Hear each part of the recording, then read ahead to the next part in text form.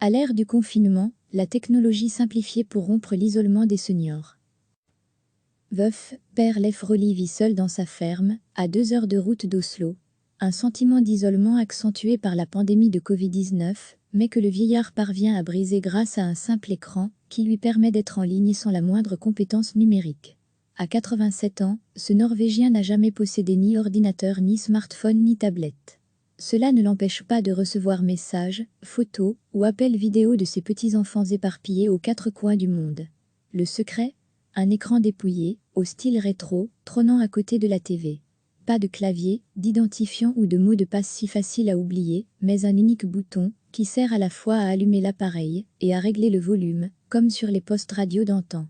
De l'autre côté, en régie, les membres de la famille, rompus aux solutions numériques, qui prennent de courts instants dans leur vie quotidienne pour envoyer des contenus au patriarche via une application. Je peux les voir quand on se parle. Je peux rester en contact avec eux, qu'ils soient à la maison ou en voyage à l'étranger. J'ai le sentiment de pouvoir être avec ma famille en permanence, se félicite l'octogénaire. Modernité et révolution technologique ont laissé sur le carreau tout un pan de la population, souvent les plus âgés. Selon une étude co-réalisée par la Croix-Rouge britannique, plus de 9 millions d'adultes en Grande-Bretagne connaissent la solitude, dont 4 millions de personnes âgées. En Norvège, 35% des plus de 67 ans vivent seuls. Un sentiment d'isolement que la pandémie de coronavirus risque d'aggraver du fait des différentes mesures de confinement ou des interdictions de visite qui, un peu partout, privent les seniors de contact physique. Pour le psychologue et physiologiste Christopher Lien, ce surcroît d'isolement est particulièrement regrettable. Une grande partie des personnes âgées ont un réseau social faible et, si l'on y ajoute des semaines d'isolement social, il est évident que pour beaucoup d'entre elles, ce réseau devient encore plus ténu, explique-t-il. Dans le pire des cas, elles peuvent avoir un sentiment de désorientation par rapport à l'espace et au temps. Leurs jalons disparaissent quand elles ne peuvent plus se regrouper dans leur maison de retraite ou recevoir la visite de proches et d'amis, ajoute-t-il. La crise sanitaire pourrait donner un coup de fouet aux groupes technologiques qui s'emploient à créer du lien et à jeter des passerelles entre des générations radicalement différentes, l'une analogique, l'autre numérique. Pour Lian Jisoo, analyste spécialiste des technologies chez Zabi Research, le Covid-19 devrait cette année doper de 20 à 35% le marché mondial des robots de téléprésence, lequel pourrait atteindre 400 millions de dollars. Fondée en 2015, la start-up norvégienne No Isolation propose des solutions technologiques visant à briser l'isolement des groupes vulnérables, enfants malades ou personnes âgées. Y compris grâce à l'écran qu'utilise père Leif Rolly dans sa ferme de Rødaland et dont le nom est censé renvoyer à compagnon, compassion et computer.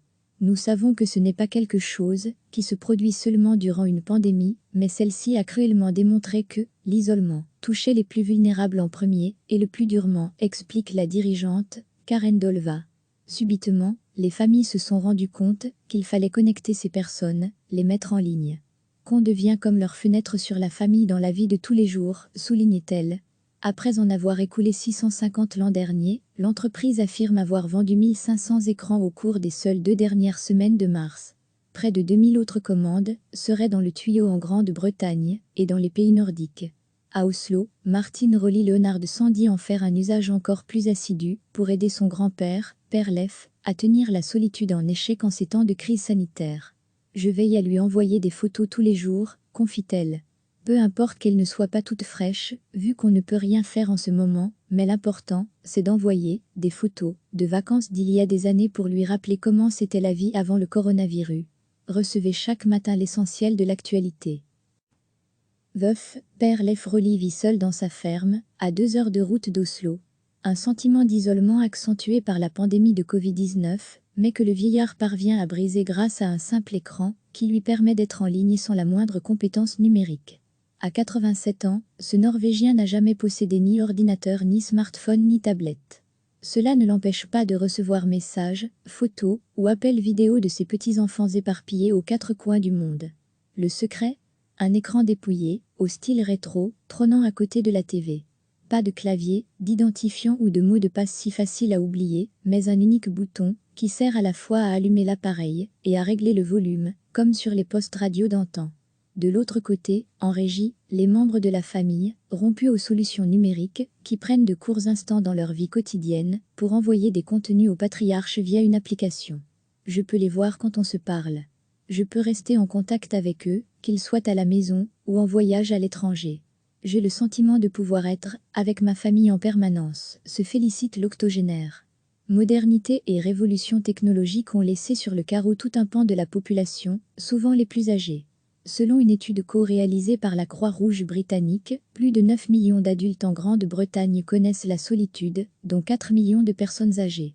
En Norvège, 35% des plus de 67 ans vivent seuls. Un sentiment d'isolement que la pandémie de coronavirus risque d'aggraver du fait des différentes mesures de confinement ou des interdictions de visite qui, un peu partout, privent les seniors de contact physique. Pour le psychologue et physiologiste Christopher Lien, ce surcroît d'isolement est particulièrement regrettable. Une grande partie des personnes âgées ont un réseau social faible et, si l'on y ajoute des semaines d'isolement social, il est évident que pour beaucoup d'entre elles, ce réseau devient encore plus ténu, explique-t-il. Dans le pire des cas, elles peuvent avoir un sentiment de désorientation par rapport à l'espace et au temps. Leurs jalons disparaissent quand elles ne peuvent plus se regrouper dans leur maison de retraite ou recevoir la visite de proches et d'amis, ajoute-t-il. La crise sanitaire pourrait donner un coup de fouet aux groupes technologiques qui s'emploient à créer du lien et à jeter des passerelles entre des générations radicalement différentes, l'une analogique, l'autre numérique. Pour Liang Jisoo, analyste spécialiste des technologies chez Zabi Research, le Covid-19 devrait cette année doper de 20 à 35% le marché mondial des robots de téléprésence, lequel pourrait atteindre 400 millions de dollars. Fondée en 2015, la start-up norvégienne No Isolation propose des solutions technologiques visant à briser l'isolement des groupes vulnérables, enfants malades ou personnes âgées. Y compris grâce à l'écran qu'utilise Père Lefroly dans sa ferme de Redalan, et dont le nom est censé renvoyer à compagnon, compassion et computer. Nous savons que ce n'est pas quelque chose qui se produit seulement durant une pandémie, mais celle-ci a cruellement démontré que l'isolement touchait les plus vulnérables en premier et le plus durement, explique la dirigeante, Karen Dolva. Subitement, les familles se sont rendues compte qu'il fallait connecter ces personnes, les mettre en ligne. Qu'on devient comme leur fenêtre sur la famille dans la vie de tous les jours, souligne-t-elle. Après en avoir écoulé 650 l'an dernier, l'entreprise affirme avoir vendu 1500 écrans au cours des seules 2 dernières semaines de mars.